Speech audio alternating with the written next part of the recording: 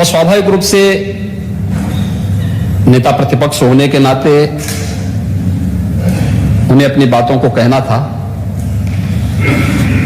लेकिन मुझे नेता प्रतिपक्ष की कुछ बातों को लेकर के बहुत आश्चर्य हो रहा था। और ऐसा लगता था कि एक होता है कि व्यक्ति चुनावी सभाओं में बात करता है, वहां पर वह अपनी अपनी मीठी मीठी बातों को बोलता है, लेकिन सदन में चुना गया सदस्य तो यह प्रदेश के अलग अलग भागों से चुन करके आया है। जमीनी धरातल की बात उनके सामने अगर होती तो बहुत अच्छा होता। और मुझे उनकी भाषण पर एक बात कहनी है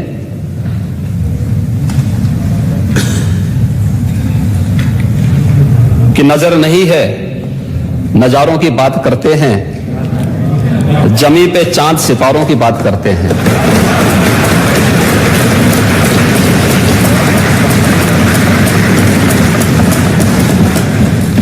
वो हाथ जोड़ के बस्ती को लूटने वाले भरी सभा में सुधारों की बात करते हैं।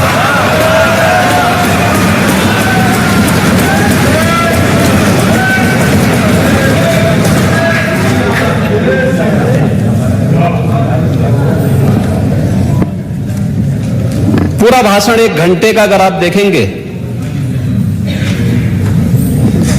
मुझे लगता है कि नया जनादेश प्राप्त सरकार के सामने जब हम इस प्रकार की बात करते हैं तो एक प्रकार से जनादेश का अनादर ही कर रहे हैं। और मुझे इस पर एक बहुत अच्छी बात याद आती है। एक मनीषी ने कहा कि अभिमान तब आता है जब हमें लगता है कि हमने कुछ किया है,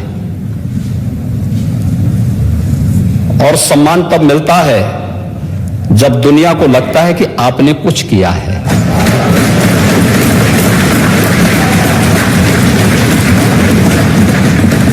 भारतीय जनता पार्टी और उससे जुड़े हुए सहयोगी दलों को जो जनादेश प्राप्त हुआ है, ये उसी सम्मान का प्रतीक है। जनता जनार्दन का आशीर्वाद प्राप्त हुआ। हमारे यशस्वी नेता श्री नरेंद्र मोदी जी के मार्गदर्शन और नेतृत्व में पूरे देश के अंदर हर एक चुनाव को हम लोग लड़ते हैं, और उसमें जनता जनार्दन का आशीर्वाद हमारे कार्यों से प्राप्त होता है। कार्यों का ही उल्लेख यहां पर श्री राज्यपाल जी ने किया था, और उन कार्यों पर चर्चा होती तो अच्छा होता। हम उस पर भी थोड़ा थोड़ा चर्चा करने का प्रयास करेंगे, लेकिन जनता जनार्दन के द्वारा प्राप्त जनादेश, यह भारतीय जनता पार्टी नेतृत्व की सरकार के प्रति एक सम्मान है और जनता जनार्दन का आशीर्वाद है। हम ढिंढोरा पीट पीट करके ये नहीं कहते थे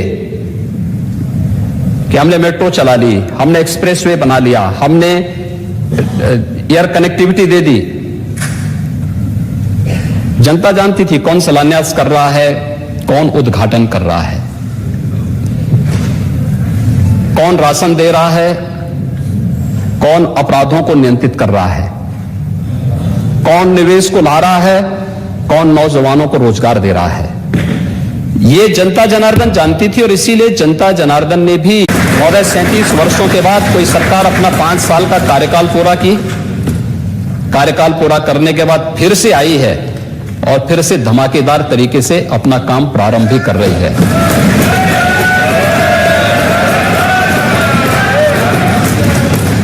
ये चीजें सरकार के जनादेश को बताती है और महामहिम राज्यपाल जी ने ही कहा। मैं यहां पर एक उदाहरण प्रस्तुत कर रहा हूं। उत्तर प्रदेश के अंदर, उत्तर प्रदेश देश की आबादी का सबसे बड़ा राज्य है, लगभग 25 करोड़ की आबादी है उत्तर प्रदेश की। और इतने बड़ी आबादी का राज्य, हर एक सरकार ने अपने समय में जरूर कुछ प्रयास किया होगा, लेकिन उन जन आकांक्षाओं का प्रतीक आखिर हम क्यों नहीं बन पा रहे थे जो उत्तर प्रदेश की आवश्यकता थी। और राज्यपाल महोदय ने इसी बात का उल्लेख किया कि 37 वर्षों के बाद पुनः जनादेश प्राप्त होना तो वे सामान्य बात नहीं, असामान्य बात है। हम जीते तो अच्छा है, और बीजेपी जीत जाए तो साहब ईवीएम में गड़बड़ी कर दी गई। ये कब तक आप करेंगे? ये तो जनता जनार्दन का अनादर है। और महोदय यही नहीं, इस दौरान हमारी सरकार ने 2017 में स्थानीय निकाय के चुनाव संपन्न किए थे, कोई हिंसा नहीं हुई। हमें लोकसभा का चुनाव करने का अवसर प्राप्त हुआ था 2019 में, 7 चरणों में चुनाव हुए थे, कहीं हिंसा नहीं हुई। 2021 में पंचायत चुनाव संपन्न हुए थे, 8 लाख से अधिक प्रतिनिधि चुने गए, शांतिपूर्ण तरीके से चुनाव हुए। 2022 में शांतिपूर्ण तरीके से विधानसभा के चुनाव भी संपन्न हुए, कोई आरोप प्रत्यारोप नहीं। चुनाव में हर दल अपनी बात को रख सकता था, कह रहा था, लेकिन चुनाव शांतिपूर्ण तरीके से हुए। लेकिन यहां पर चुनाव के दौरान समाजवादी पार्टी का समर्थन करने के लिए वेस्ट बंगाल से भी एक दीदी आई थी। और क्या स्थिति थी बंगाल में? विधानसभा चुनाव के बाद जो टोटल इंसिडेंट हुए थे वहां पर, पोस्ट पोल वायलेंस 12,000 घटनाएं घटित हुई थी।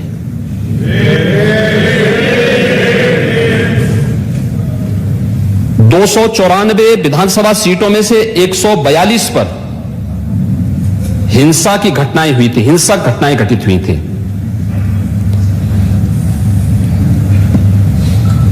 और यही नहीं, 25,000 बूथ प्रभावित हुए थे। भारतीय जनता पार्टी के 10,000 से अधिक कार्यकर्ता शेल्टर होम में जाने के लिए मजबूर हुए थे। 57 कार्यकर्ताओं की निर्मम हत्या हुई थी। 123 से अधिक महिलाओं के साथ अमानवीय अत्याचार हुआ था और 7,000 से अधिक कंप्लेंट भी रजिस्टर्ड हुई थी। ये स्थिति थी वहां की। वेस्ट बंगाल की आबादी उत्तर प्रदेश की आबादी की आधी आबादी है, और उत्तर प्रदेश में चुनाव के दौरान भी और चुनाव के बाद भी कोई हिंसा नहीं हुई। ये उत्तर प्रदेश की कानून व्यवस्था का एक उदाहरण है।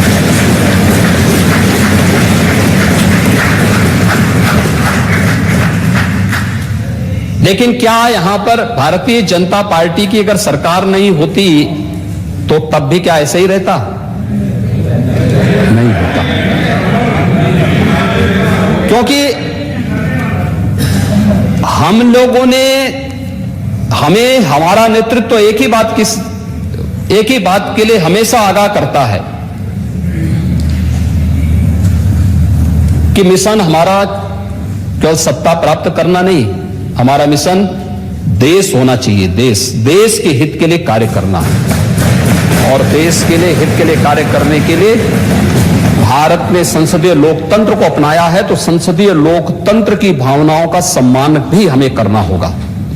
उन संसदीय भावनाओं को सम्मान करके हमें आगे बढ़ना होगा, और उन भावनाओं को लेकर के यहां पर लगातार कार्य होता है। उन्हीं मुद्दों को लेकर के हम लोग चलते हैं। उन्हीं भावनाओं को लेकर के सम्मान भी दिया जाता है, वही कार्य होते हैं।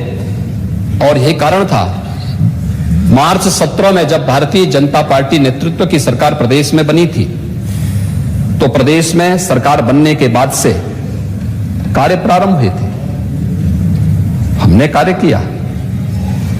डबल इंजन की सरकार ने डबल और ट्रिपल स्पीड से काम किया, उसके परिणाम भी आए। ईज ऑफ डूइंग बिजनेस में हम रैंकिंग में भारी सुधार हुआ। ईज ऑफ लिविंग के लक्ष्य को प्राप्त करने में हमें सफलता प्राप्त हुई। हम लोगों ने हर एक फील्ड में काम करने का प्रयास किया। यहां पे उंगली उठाई गई, खासतौर पर पुलिस के बारे में। क्या ये सच नहीं कि 2017 में 2016-17 तक दुनिया का जो सबसे बड़ा सिविल पुलिस बल है, उसमें 1.5 लाख से अधिक पुलिस के विभिन्न पदों के स्थान खाली पड़े हुए थे, और वे सभी खाली पड़े हुए थे। हम लोगों ने पुलिस की भर्ती की प्रक्रिया को पारदर्शी तरीके से संपन्न किया। बल्कि उसके बाद भी, क्योंकि जिन लोगों की भर्ती पहले हुई होगी वे रिटायर भी हुए होंगे, अब तक 1,54,000 पुलिस की भर्ती की प्रक्रिया को पारदर्शी तरीके से संपन्न किया गया, जिसपे पहले सुप्रीम कोर्ट ने रोक लगाई थी। उत्तर प्रदेश में 2017 से लेकर के जब भारतीय जनता पार्टी नेतृत्व की सरकार आई, तो उस प्रक्रिया को हम लोगों ने शांतिपूर्ण तरीके से, पूरी स्वच्छता और पारदर्शी तरीके से संपन्न किया।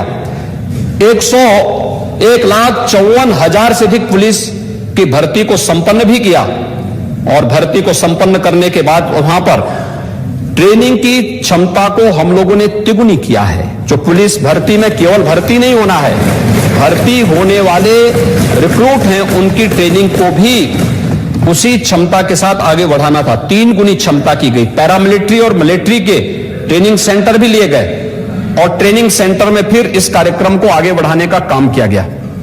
व्यापक रिफॉर्म किए गए। पहली बार प्रदेश में 4 पुलिस कमिश्नरेट बने हैं।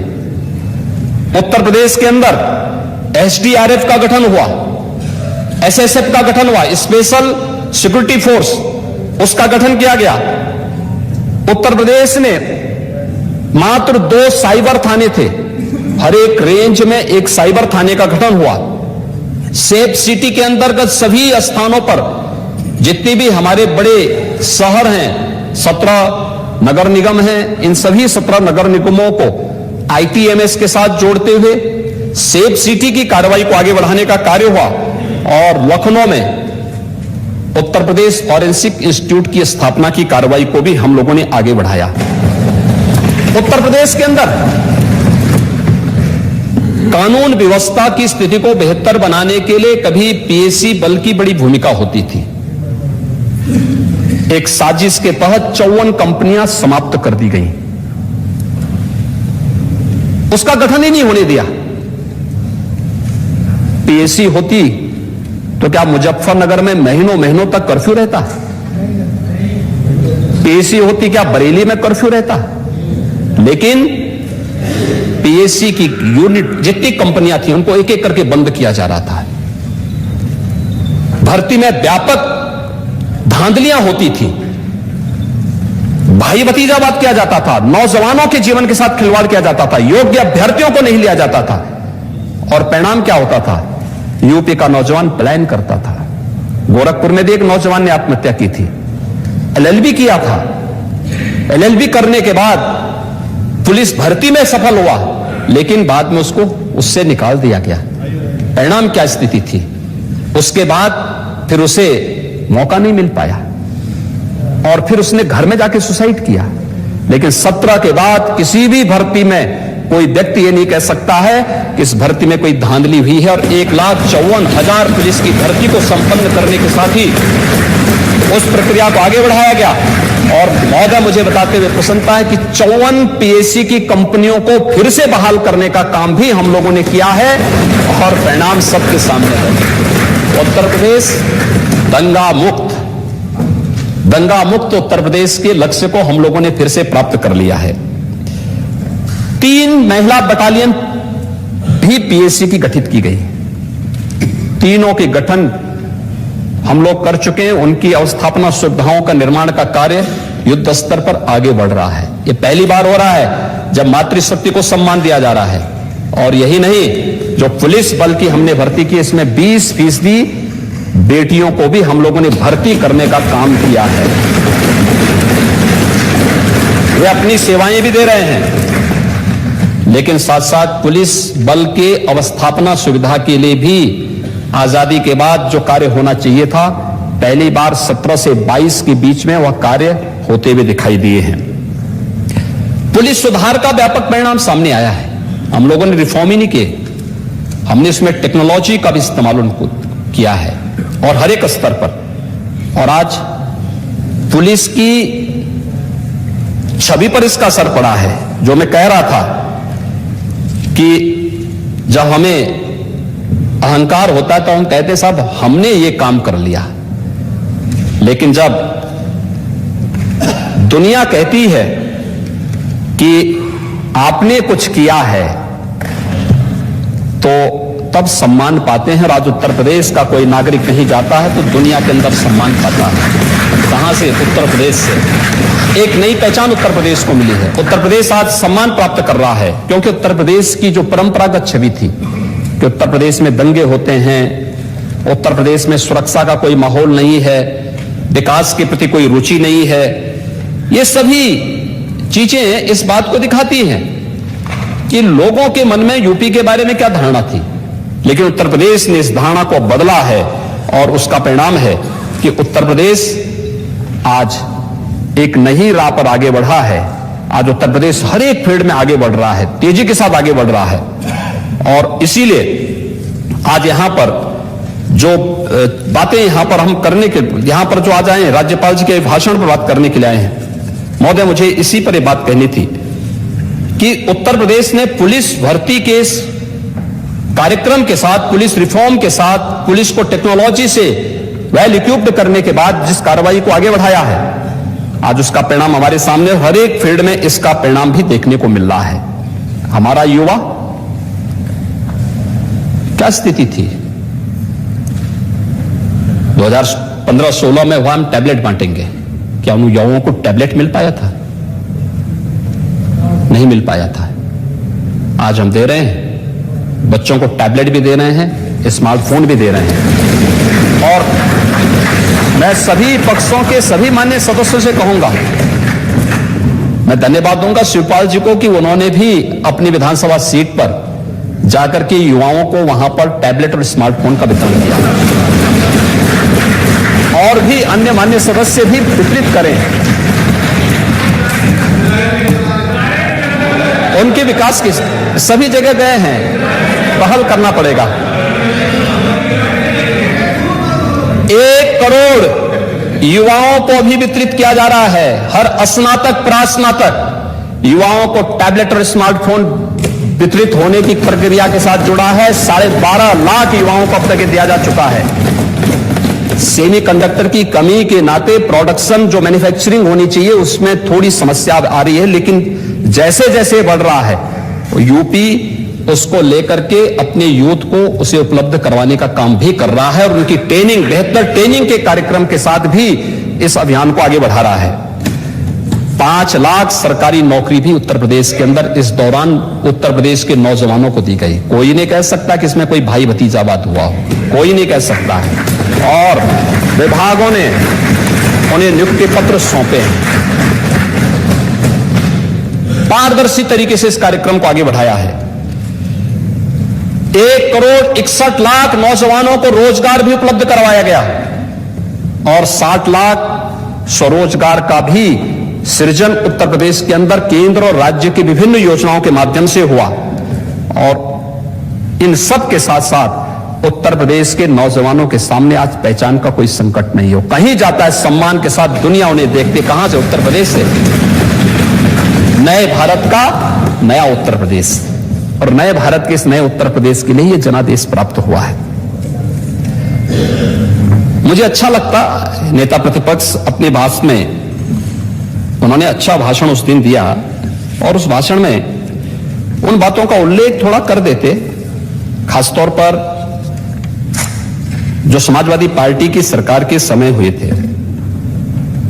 क्या ये सच नहीं कि तमाम प्रकार के घोटालों में इन युवाओं के साथ भेदभाव भी हुआ था और उनके जीवन के साथ खिलवाड़ भी हुआ था? क्या लोक सेवा आयोग की भर्ती हो रही हो, अधीनस्थ सेवा चयन आयोग की भर्ती रही हो, माध्यमिक सेवा चयन आयोग की भर्ती रही हो, उच्चतर शिक्षा चयन आयोग की भर्ती रही हो, पुलिस भर्ती रही हो, कोई भर्ती ऐसी नहीं थी जिसमें धांधली और व्यापक शिकायत ना आई हो। और ये उत्तर प्रदेश के अंदर भर्ती घोटाला की चर्चा कर लेते, सहकारिता भर्ती घोटाला की भी चर्चा कर लेते, जल निगम भर्ती घोटाला की भी चर्चा कर लेते, गोमती रिवर फ्रंट की भी चर्चा हो जाती। कैसे 147 करोड़ के पीपीआर को बढ़ाकर के 1400 करोड़ रुपए से अधिक का पैसा खर्च होने के बाद भी कार्य अधूरा पड़ा हुआ है। खनन घोटाले की भी चर्चा कर लेते, उस समय के एक मंत्री आज भी बेचारे जेल में हैं। यानी ये स्थितियां थी। खाद्यान्न घोटाला है, घोटालों की जो श्रृंखला प्रारंभ हुई थी, ये सभी क्या थी?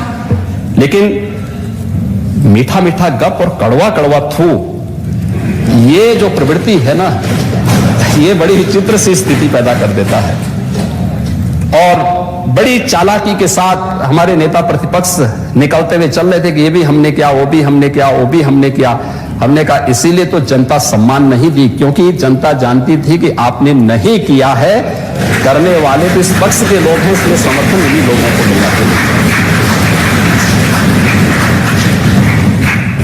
सरकार युवाओं के लिए और उनके भविष्य के लिए पूरी तरह सजग है।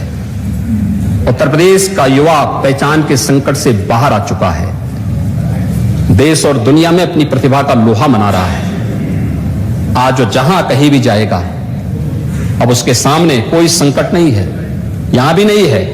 हमारी सरकार एक परिवार कार्ड जारी करने जा रही है, कल बजट में उसका चर्चा भी हुई है। हर परिवार के एक नौजवान को नौकरी, रोजगार अथवा स्वतः रोजगार के साथ जोड़ने की कार्रवाई मंत्रिमंडल में इस पर चर्चा हो चुकी है। यूपी के इस युवा की ऊर्जा का लाभ यूपी लेगा और प्रधानमंत्री मोदी जी के विजन के अनुरूप उत्तर प्रदेश को $1 ट्रिलियन की इकोनॉमी बनाकर के देश की अग्रणी इकोनॉमी के रूप में स्थापित करने का काम करेगा।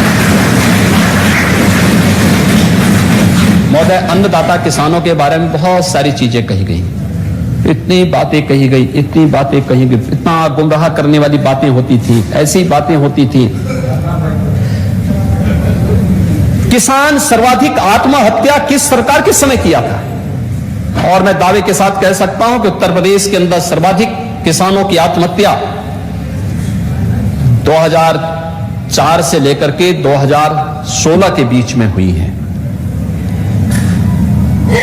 हम लोग आए थे 2017 में, प्रदेश की माली हालत अच्छी नहीं थी, लेकिन तब भी हम लोगों ने 86 लाख किसानों के कर्ज माफी के कार्यक्रम को आगे बढ़ाने का काम किया। धान और गेहूं क्रय की एक पारदर्शी प्रक्रिया को आगे बढ़ाने का काम किया। महोदय, मैं एक कुछ आंकड़े यहां प्रस्तुत करना चाहूंगा। इसकी खासतौर पर बहुत महत्वपूर्ण इसलिए है कि 2012 से लेकर 2017 के बीच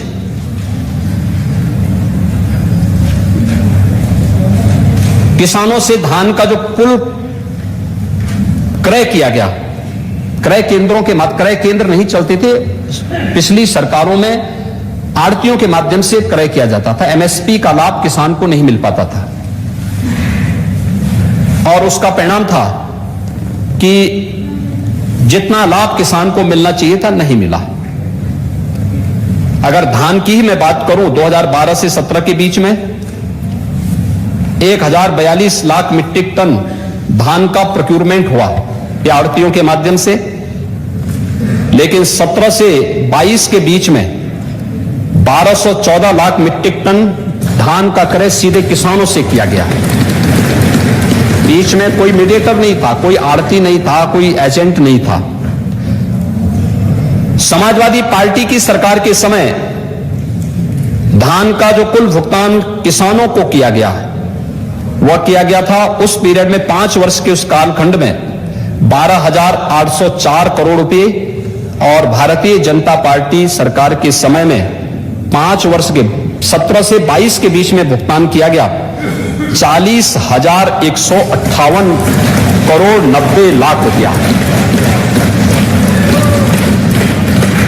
ये गेहूं के प्रोक्यूरमेंट की मैं बात कर रहा हूं, और धान के प्रोक्यूरमेंट में 12 से 17 के बीच में 17,190 करोड़ रुपए भुगतान किए गए, जबकि 5 वर्ष के अपने कालखंड के दौरान भारतीय जनता पार्टी नेतृत्व की सरकार ने 244,17 करोड़ रुपए का भुगतान सीधे किसानों के खाते में किया। हमने डीबीटी के माध्यम से पैसा किसान के खाते तक पहुंचाने का काम किया है। महोदय, ये एक तस्वीर है किसान के बारे में। गन्ना किसानों का, गन्ना किसानों के समय, पिछली सरकारों के समय चीनी मिलें बंद होती थी, औने पौने दाम पे बेच दी जाती थी। हमारी सरकार में कोई चीनी मिल बंद नहीं हुई, बेची नहीं गई। पूर्व प्रधानमंत्री चौधरी चरण सिंह जी की कर्मभूमि की चीनी मिल रमाला वर्षों से आज जोत रही थी कि इस चीनी मिल का पुनरुद्धार होगा, किसी ने नहीं किया। हमारी सरकार आई, हमारी सरकार ने वहां पे एक नई चीनी मिल लगा दी है, चीनी मिल का संचालन भी हो गया है। मुंडेरवा में किसानों पे गोलियां चलाई गई थी, वहां पे एक नई चीनी मिल आ गई है, संचालन हो चुका है। पिपराइच में नई चीनी मिल का संचालन हो चुका है। जो चीनी मिलें बंद थी, उन चीनी मिलों को हम लोगों ने चलाने की प्रक्रिया आगे बढ़ाया। अगर सुप्रीम कोर्ट में मामला नहीं है तो हम लोगों ने उसको चलाने का कार्य आगे बढ़ाया है। कोरोना कालखंड में 119 चीनी मिलें चलाई, और अब तक उत्तर प्रदेश के अंदर महोदय 1,73,000 करोड़ रुपए से अधिक की गन्ना मूल्य का भुगतान गन्ना किसानों को किया गया है। और अगर मैं इसकी बात करूं तो ये 12 से 17 के बीच में कुल गन्ना मूल्य का जो भुगतान हुआ है उससे 78,000 करोड़ रुपए से अधिक राशि है। अब गन्ना किसानों के हित में कौन काम कर रहा है? जो चीनी मिलों को चला रहे हैं, गन्ना किसानों को गन्ना मूल्य का भुगतान कर रहे हैं, वह गन्ना किसानों का हितैषी है, या जो चीनी मिलों को बेच करके गन्ना किसानों को सड़कों पर बेरोजगार करने का काम कर रहे हैं? और यही होता था, इसलिए किसान ने कुछ वो नहीं किया। पहले फेज का चुनाव हुआ था, लोग बड़ी बड़ी नारेबाजी करते थे, कहते थे फर्स्ट फेज में आप देख लेंगे, किसान आंदोलन है। 58 सीटों पर चुनाव हुए थे, 58 में से 46 सीट भारतीय जनता पार्टी जीती। 58 में से 46 सीट भारतीय जनता पार्टी जीती थी, क्योंकि अन्नदाता किसान जानता है कि उनके हितों का संवर्धन करने वाली सरकार कौन है। एमएसपी की घोषणा 1967 में हुई, लेकिन लागत का 1.5 गुना दाम प्रधानमंत्री मोदी जी ने 2018 में देश के किसानों को दिया। ये पहली बार किसानों को मिल पाया, और उसका लाभ यहां पर उत्तर प्रदेश के किसानों को मिल रहा है। गोरखपुर का बंद खाद कारखाना 1990 में बंद हो गया था, किसी को फुर्सत नहीं थी। कमोएश हमारे विपक्ष में बैठे हुए सभी मित्रगण, ये सभी केंद्र की सरकार में 1990 के बाद रहे हैं, प्रत्यक्ष और अप्रत्यक्ष रूप से रहे हैं। और 1990 के बाद से इन लोगों ने कभी भी गोरखपुर के इस बंद खाद कारखाने के बारे में नहीं सोचा, कभी नहीं सोचा। महोदय, आज गोरखपुर का खाद कारखाना फिर से प्रारंभ हो चुका है, वहां की चिमनी फिर से धुआं उगलने लग गई है, और वहां पर बेहतरीन खाद का उत्पादन फिर से हो रहा है। यह सरकार की कार्य पद्धति को प्रदर्शित करता है। यही नहीं, सरकार ने और भी काम किए। कृषि विज्ञान केंद्र किसान को तकनीक देने के लिए, किसानों के प्रशिक्षण के लिए, उन्हें उत्तम बीज मिल सके, उत्तम तकनीक मिल सके। कृषि विज्ञान केंद्र भारत सरकार 2014 में आने के बाद लगातार प्रदेश सरकार को कह रही थी कि हम कृषि विज्ञान केंद्र देना चाहते हैं, आप लीजिए। लेकिन यहां पर तो पहले से जो 69 कृषि विज्ञान केंद्र थे, उनकी हालत अत्यंत खराब थी, बहुत ही खराब स्थिति में थी। कोई प्रोत्साहन नहीं था, कोई पूछने वाला नहीं था। 20 कृषि विज्ञान केंद्र उत्तर प्रदेश को मिल रहे थे, नहीं लिए गए। 2017 में हम लोग आए, हमारे कृषि मंत्री जी गए, एक ही बार में सभी 20 कृषि विज्ञान केंद्र उत्तर प्रदेश को प्राप्त हो गए। और उत्तर प्रदेश यानी 89 कृषि विज्ञान केंद्र के साथ उत्तर प्रदेश देश में एक महत्वपूर्ण स्थान पर, और सभी कृषि विज्ञान केंद्रों की स्थिति पहले की तुलना में काफी अच्छी हुई है। किसानों के प्रशिक्षण, किसानों को उत्तम बीज देना, किसानों को अच्छी तकनीक देना, और किसान आज खाद्यान्न आत्मनिर्भरता के साथ साथ देश के अंदर खाद्यान्न में सर्वाधिक खाद्यान्न उत्पादन वाले राज्य के रूप में उत्तर प्रदेश को हमारे अन्नदाता किसान फिर से लेके आए हैं। सर्वाधिक चीनी उत्पादन करने वाले राज्य के रूप में उत्तर प्रदेश फिर से स्थापित हो गया है। नहीं तो पिछड़ता जा रहा था। हर एक फील्ड में वो उत्तर प्रदेश को पिछड़ते जा रहे थे। आज ये सभी कृषि विज्ञान केंद्र प्रदेश के अंदर फिर से काम करने प्रारंभ हो गए हैं। ई नाम के साथ प्रदेश की मंडियों के आधुनिकीकरण के साथ साथ उनके विस्तारीकरण की कार्रवाई को आगे बढ़ाना, और 125 मंडियों को इस दौरान प्रदेश के अंदर ई नाम के साथ जोड़ने की कार्रवाई भी हुई। और यही नहीं, प्रदेश के अंदर किसानों के अलावा जो गन्ना किसानों की अन्य समस्याएं थी, महोदय, चीनी मिलें बंद होती थी क्योंकि किस प्रकार का शिकंजा उन पे कसा हुआ था, बंद करने की साजिश होती थी, फिर उसको औने पौने दाम पर बेचने की साजिश होती थी। आज तो चीनी मिलें, हम लोगों ने भारत सरकार से अनुरोध किया कि उत्तर प्रदेश की चीनी मिलों को शुगर प्रोडक्शन के साथ साथ इथेनॉल प्रोडक्शन के साथ भी जोड़ा जाए। और मैं आभारी हूं प्रधानमंत्री जी का, जिन्होंने परमिशन दी पूरे देश के अंदर, और हम लोग इसके माध्यम से देश के अंदर आज सर्वाधिक इथेनॉल उत्तर प्रदेश की चीनी मिलों में उत्पादन हो रहा है। यह इस समय 107.21 करोड़ लीटर हो गया। उत्तर प्रदेश में इस समय इथेनॉल का जो उत्पादन हो रहा है, और उत्तर प्रदेश देश का सबसे बड़ा इथेनॉल आपूर्तिकर्ता राज्य के रूप में भी स्थापित हुआ है। यानी ये जो पैसा पहले पेट्रो डॉलर के रूप में बाहर जाता है, अब वो पैसा बाहर नहीं जाएगा, बल्कि इथेनॉल के रूप में, जब उस इथेनॉल का इस्तेमाल यहां के वाहनों में उपयोग करने के लिए अभी उसको 10% फिर 20% तक बढ़ाने की कार्रवाई आगे बढ़ी है। लेकिन जब एक प्रक्रिया आगे बढ़ेगी, ये पैसा भी जो जा रहा है किसान के खाते में जा रहा, अन्नदाता किसान को जो पैसा पहले बाहर जाता था, गल्फ कंट्रीज को जाता था, अब वहां न जाकर के वो पैसा हमारे अन्नदाता किसान की जेब में डालने का काम प्रधानमंत्री मोदी जी ने किया है। और ये किसान की आमदनी को कई गुना बढ़ाया है। ये उत्तर प्रदेश में इस दौरान हुआ है। और महोदय, यही नहीं, प्रदेश के अंदर अन्नदाता किसान को, उत्तर प्रदेश को मैं बार बार कहता हूं, उत्तर प्रदेश तो प्रकृति और परमात्मा का प्रदेश है। दुनिया की सबसे फर्टाइल लैंड हमारे पास है, सबसे अच्छा जल संसाधन हमारे पास है। पिछली सरकारों में होड़ लगी रहती थी कि कितने ब्लॉक को हम डार्क जोन घोषित कर लें, डार्क जोन घोषित करने की होड़ लगी रहती थी। हमने डार्क जोन से उसे उभारने का काम किया है। सिंचाई की योजना में प्रधानमंत्री कृषि सिंचाई योजना के माध्यम से भारत सरकार बार बार राज्य सरकार को कहती थी कि भाई हम आपकी पुरानी लंबित सिंचाई परियोजनाओं को पूरा करना चाहते हैं, जिससे अन्नदाता किसान को सिंचाई की सुविधा उपलब्ध हो सके, वो अधिक उत्पादन कर सके, लागत कम हो सके, उत्पादन ज्यादा बढ़ सके। लेकिन पिछली सरकारों के अब फुर्सत नहीं थी इन सब चीजों को करने की। आज हम लोगों ने बाण सागर परियोजना पूरी कर ली, अर्जुन सहायक परियोजना पूरी कर ली, सरयू नहर राष्ट्रीय परियोजना पूरी कर ली। ऐसी 20 से अधिक सिंचाई की परियोजनाओं को सरकार ने पूरा किया। और वर्तमान में लगभग 21 लाख हेक्टेयर से अधिक लैंड को सिंचाई की अतिरिक्त क्षमता पिछले 5 वर्षों के अंदर प्रदेश के अंदर उपलब्ध कराने का कार्य हुआ है, जिसमें महोदय 45 लाख से अधिक किसान इससे लाभान्वित हुआ है। पर ड्रॉप मोर क्रॉप के अंतर्गत भी बुंदेलखंड में तमाम प्रकार के प्रोजेक्ट वहां पर लगाए गए और भी अन्य कार्यक्रम प्रदेश के अंदर इस योजना के अंतर्गत हुए हैं। महोदय, यही नहीं, प्रदेश के अंदर हमारे श्रमिकों के लिए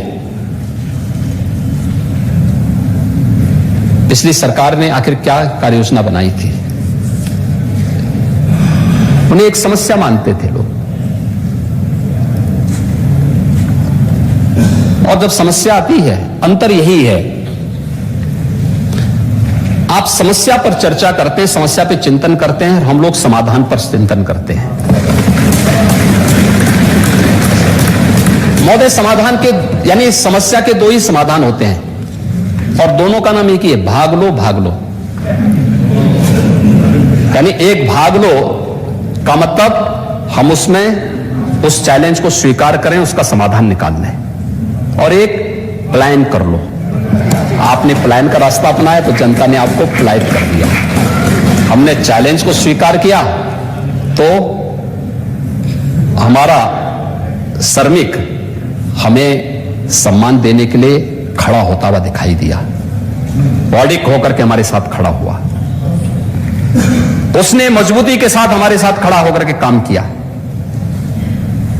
आज उत्तर प्रदेश में प्रवासी हो या निवासी, हर श्रमिक को 2 लाख रुपए की सामाजिक सुरक्षा की गारंटी दे दी है।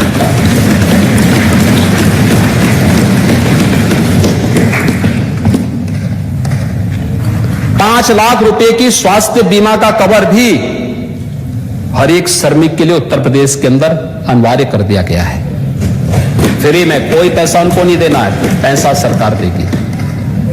यह सुविधा भी उन्हें उपलब्ध कराया जा रहा है। बटाईदार जितने भी हमारे थे जो खेती किसानी के साथ जुड़े होते थे, 5 लाख रुपए की मुख्यमंत्री कृषक बीमा दुर्घटना बीमा योजना के अंतर्गत उसे कवर करने की गारंटी भी सरकार ने उन्हें उपलब्ध करवा दी है। और यही नहीं, हर एक श्रमिक को कोविड महामारी के दौरान भरण पोषण भत्ता उपलब्ध करवाने का कार्य, संकट का साथी कौन, ये कोरोना महामारी ने बता दिया है। सरकार उनके द्वार थी।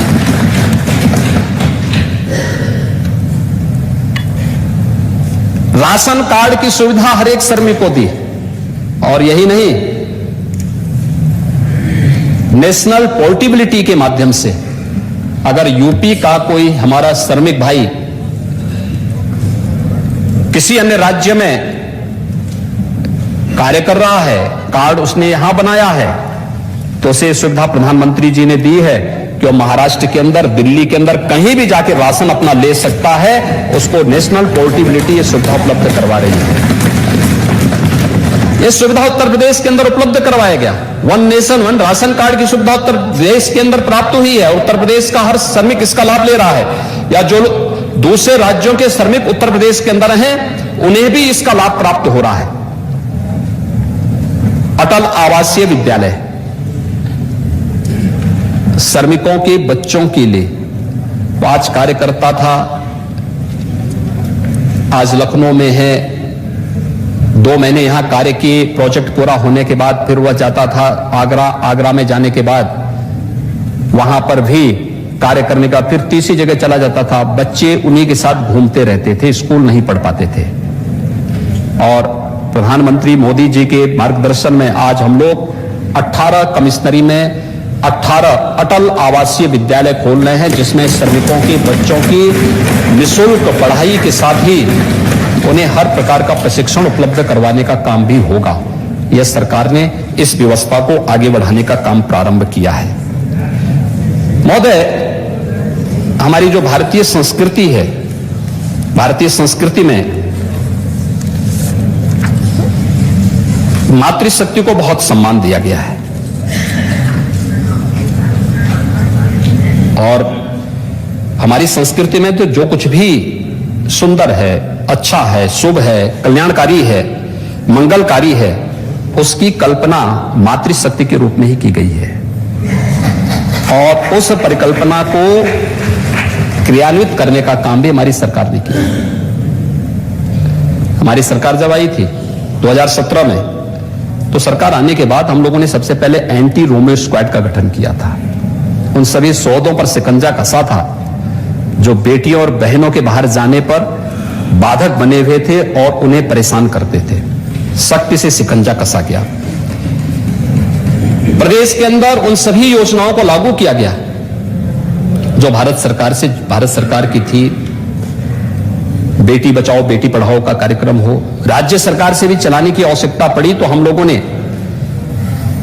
मुख्यमंत्री कन्या सुमंगला योजना प्रदेश के अंदर लागू किया। मुख्यमंत्री कन्या सुमंगला योजना के अंतर्गत हम लोग 6 चरणों में बेटी को शासन की ओर से एक मानदेय उपलब्ध करवाते हैं। बालिका के जन्म होने पर 2000 रुपये, 1 वर्ष की बालिका हो और टीकाकरण पूर्ण होने पर 1000 रुपये, कक्षा 1 में प्रवेश पर 2000 रुपये, कक्षा 6 में प्रवेश होने पर 2000 रुपये, कक्षा 9 में प्रवेश होने पर 3000 रुपये और 10वीं और 12वीं उत्तीर्ण करने के उपरांत या स्नातक में प्रवेश करने पर उसे 5000 रुपये, कुल 15000 रुपये की राशि राज्य सरकार के स्तर पर बेटी को मुख्यमंत्री कन्या सुमंगला योजना के माध्यम से उपलब्ध कराया जाता है। और अब तक प्रदेश की 12,67,000 से अधिक बेटियां इससे आच्छादित हो चुकी हैं। मैंने पुलिस भर्ती की बात पहले की कि 20% बेटियों को हम लोगों ने पुलिस की भर्ती में स्थान दिया। वे आज महिला सुरक्षा के साथ साथ मिशन शक्ति के कार्यक्रम को आगे बढ़ाने में अपना योगदान दे रहे हैं। आंगनबाड़ी है, आशा वर्कर हैं या फिर रसोइया हैं, इन सब के मानदेय को बढ़ाने का काम भी प्रदेश ने किया। तो ये सम्मानजनक ढंग से आज आप देखते होंगे वे आंदोलन नहीं बल्कि कोरोना जैसी महामारी के दौरान अपनी जान को जोखिम में डाल करके उन लोगों ने 25 करोड़ जनता को बचाने का काम भी किया। अभिनंदनीय है उनका काम। एएनएम है, आशा संगनी है, आंगनवाड़ी है, उन सब ने अपनी जान को जोखिम में डाल करके एक एक प्रदेश के नागरिक को बचाने का काम किया और हेल्थ वर्कर्स के साथ कदम से कदम मिला करके उन्होंने उस संकट के दौर से प्रदेश को बाहर, प्रदेश का मॉडल प्रस्तुत सबके सामने प्रस्तुत किया। तो प्रदेश सरकार ने भी और भारत सरकार ने भी उनके सम्मान का संवर्धन करने की कार्रवाई को आगे बढ़ाया। महोदय, प्रदेश ने विगत 5 वर्ष के दौरान बहुत सारी अपनी ऐसे कार्यक्रम चलाए जो भारत सरकार के साथ मिलकर के डबल इंजन की सरकार का लाभ वास्तव में प्रदेश की जनता को प्राप्त हो सके। और डबल इंजन, हमारे नेता प्रतिपक्ष को डबल इंजन से हो सकता परहेज हो, लेकिन डबल इंजन का लाभ किस रूप में प्रदेश की जनता को प्राप्त हुआ है, अगर मैं इसकी एक छोटी सी झांकी भी यहां प्रस्तुत कर लूं तो ईज ऑफ लिविंग के लक्ष्य को कैसे प्राप्त किया जा सकता है और कैसे किया गया, उसके लिए देखिए, ऐसा नहीं कि योजनाएं जो हैं केवल हमारे आने के बाद प्रारंभ हुई हों।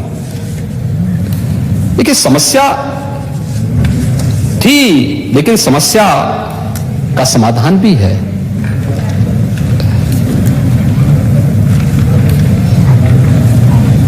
अगर आपके मन में कुछ करने की इच्छा है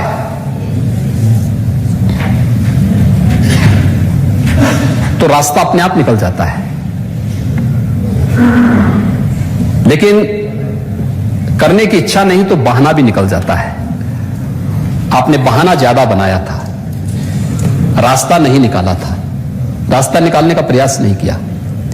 भारत सरकार कह रही है स्वच्छ भारत मिशन, और नेता प्रतिपक्ष कह रहे थे कि आप लोग शौचालय बनाने में एक्सपर्ट हैं। हाँ, क्यों नहीं, ये महारत हासिल है हम पे, हम लोगों ने किया है। क्योंकि शौचालय हमारे लिए केवल एक गरीब के घर में उसकी गरिमा की रक्षा करने का ही माध्यम नहीं बना था, बल्कि बहन बेटियों की सुरक्षा का भी माध्यम और उनकी गौरव को बढ़ाने का भी माध्यम है। 2,61,00,000 शौचालय प्रदेश के अंदर बने थे। जब स्वच्छ भारत मिशन चला था तो सबसे बड़ी बाधा, सबसे बड़ा बैरियर यूपी माना जा रहा था कि यूपी इसे प्राप्त कर पाएगा कि नहीं कर पाएगा।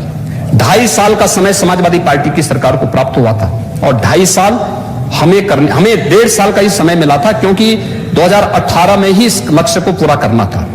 अक्टूबर 2018 में हम लोगों ने कहा कि हम करेंगे। पिछले 5 साल में बहुत कम ये बन पाए थे, रुचि नहीं थी, पिक एंड चूज होता था। हम लोग आए, हम लोगों ने राजमिस्त्रियों का ट्रेनिंग करवाया, युद्ध स्तर पर कार्य आगे बढ़ाया और अगले 1.5 वर्ष के अंदर हम लोगों ने लक्ष्य को पूरा किया और सबने उत्तर प्रदेश के मॉडल को कि हम लोगों ने खुले में शौच से मुक्त के लक्ष्य को प्राप्त किया है, इसकी उत्तर प्रदेश के कार्यों की सराहना भी की है।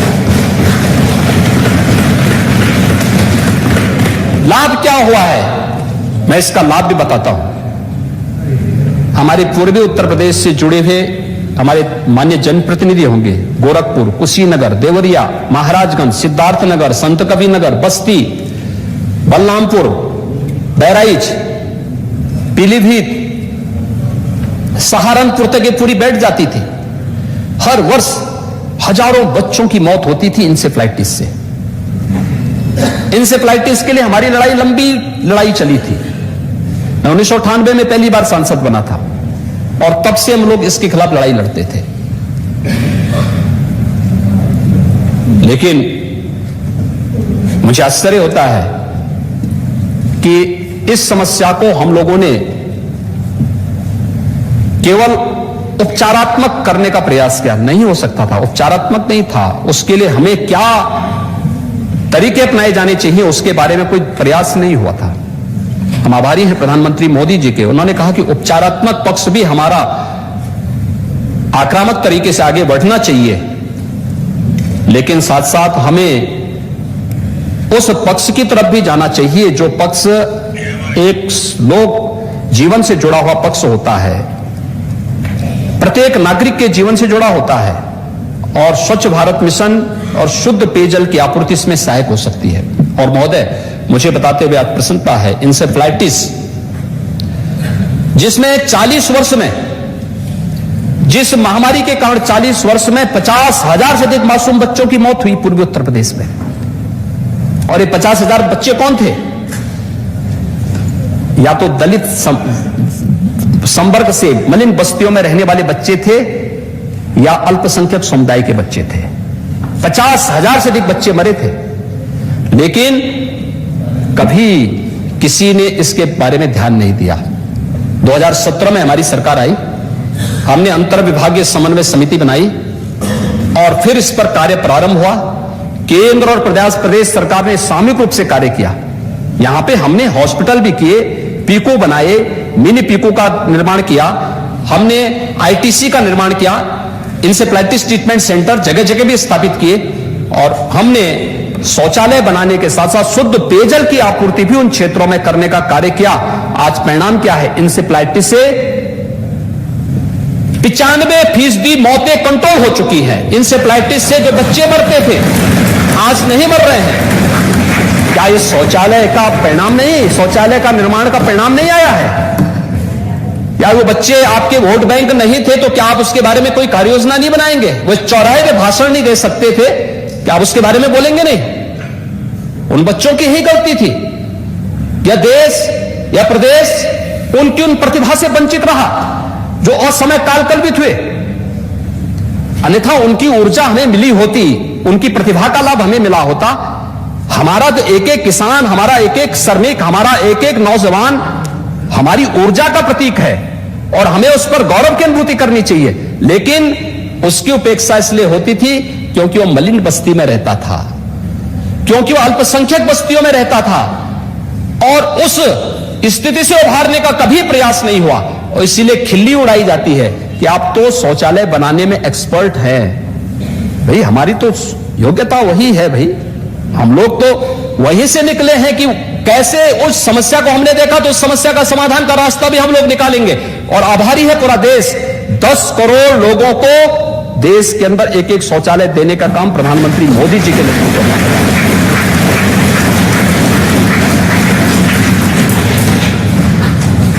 महोदय, यही नहीं, हम लोगों ने प्रधानमंत्री आवास योजना भी उपलब्ध कराया। प्रधानमंत्री आवास योजना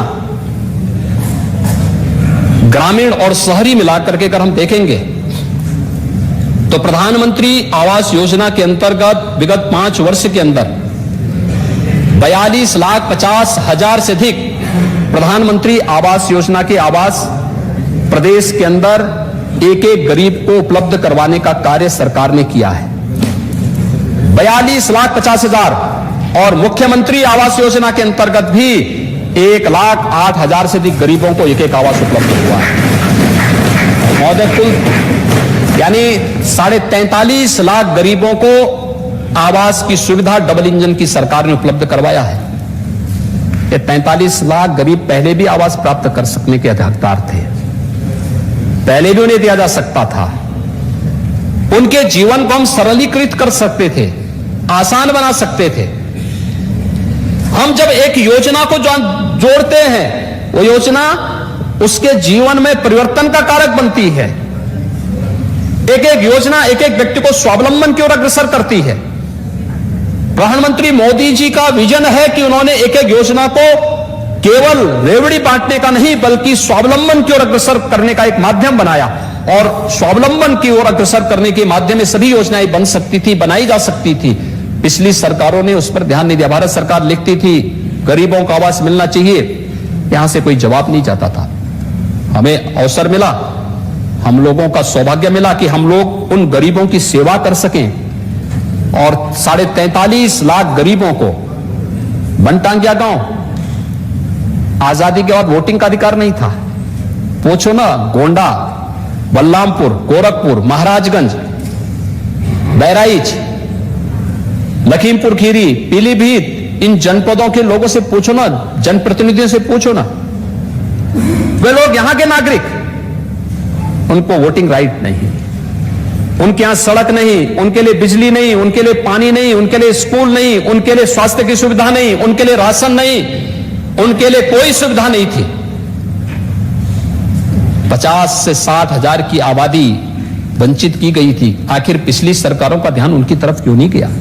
हमारी सरकार ने उन्हें राजस्व गांव का दर्जा दिया और सभी प्रकार की सुविधाओं से उनको आज पूरा करने का काम नहीं कर रहे हैं। कुछ हो चुके हैं। पहली बार उन्होंने पक्के मकान देखे हैं। बनटांगिया है, मुसहर है, मुसहर को हम लोग आवास उपलब्ध करवा रहे हैं। सहरिया है बुंदेलखंड में, थारू है नेपाल की तराई के क्षेत्रों में, चेरो है, कोल है। इनका इतिहास उतना ही पुराना है जितना इस धरती माता का इतिहास है, लेकिन उनके साथ कभी न्याय नहीं हो पाया, उन्हें सुविधाएं नहीं उपलब्ध करवाई इन लोगों ने। लेकिन आज उन सबको आवास उपलब्ध करवाने का कार्य हो रहा है। एक एक आवास सबको, शौचालय सबको, बिजली का कनेक्शन फ्री में, उज्ज्वला योजना की रसोई गैस का सिलेंडर फ्री में, राशन फ्री में, ये सभी सुविधाएं उन्हें उपलब्ध करवाने का कार्य हो रहा है। और ये सुविधा उपलब्ध करवाने के कार्य को आगे बढ़ाने के साथ ही प्रदेश ने इस दिशा में जो प्रयास आगे बढ़ाए, आज उसके परिणाम भी होनी चाहिए। कैसे कार्य किया जाना चाहिए, इसके बारे में उसके मन